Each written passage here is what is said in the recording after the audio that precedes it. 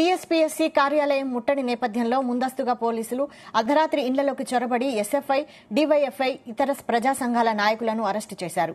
Police స్టేషన్కు తరలించి నిర్బంధించడం ఎంతవరకు సమంజసమని డీవైఎఫ్ఐ జిల్లా కార్యదర్శి జగన్ ప్రశ్నించారు. రంగారెడ్డి జిల్లా ఇబ్రహీంపట్నం నియోజకవర్గంలో వివిధ గ్రామాల నుంచి డీవైఎఫ్ఐ, ఎస్ఎఫ్ఐ, డీఆర్ఎస్వీ, బీజేవైఎం నేతలను వివిధ పోలీస్ స్టేషన్లకు తరలించారు.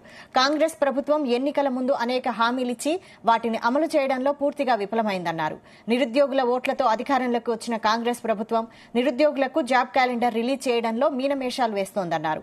ఇచ్చిన హామీలు నెరవేర్చకపోతే భవిష్యత్తులో మరిన్ని పోరాటాలు కొనసాగిస్తామని, వెంటనే అరెస్టు చేసిన డీవైఎఫ్ఐ, ఎస్ఎఫ్ఐ, ఇతర ప్రజా సంఘాల నాయకులను వెంటనే విడుదల చేయాలని డిమాండ్ చేశారు జగన్. రాష్ట్రంలో నిరుద్యోగులు ఈరోజు చలో టీజీపీఎస్సీకి పిలుపునివ్వడం జరిగింది. దాని కార్యక్రమానికి వెళ్తారనే ఉద్దేశంతో ఈ జిల్లాలో ఎస్ఎఫ్ఐ, డీవైఎఫ్ఐ, ఇతర విద్యార్థి యువజన సంఘాల నాయకులని పోలీసులు అరెస్టు చేయడం జరిగింది. రాత్రికి రాత్రే ఎస్ఎఫ్ఐ, డీవైఎఫ్ఐ నాయకులను తీసుకొచ్చి పోలీస్ స్టేషన్లో పెట్టారు. కాబట్టి దీన్ని ఎస్ఎఫ్ఐ, డీవైఎఫ్ఐగా మేము తీవ్రంగా ఖండిస్తా ఉన్నాం.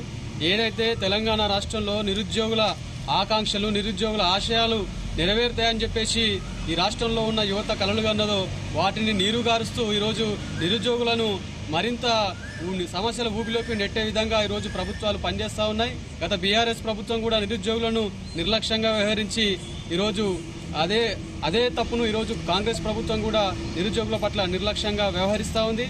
కాబట్టి వెంటనే నిరుద్యోగుల సమస్యను పరిష్కరించి ఏదైతే రేవంత్ రెడ్డి గారు ఎన్నికల్లో వెంటనే జాబ్ క్యాలెండర్ ప్రకటించి ఉద్యోగాలు నియామకాలు చేపడతామని హామీ ఇచ్చిరో ఆ హామీని వెంటనే నిలబెట్టుకోవాలని మేము డిమాండ్ చేస్తా ఉన్నాం.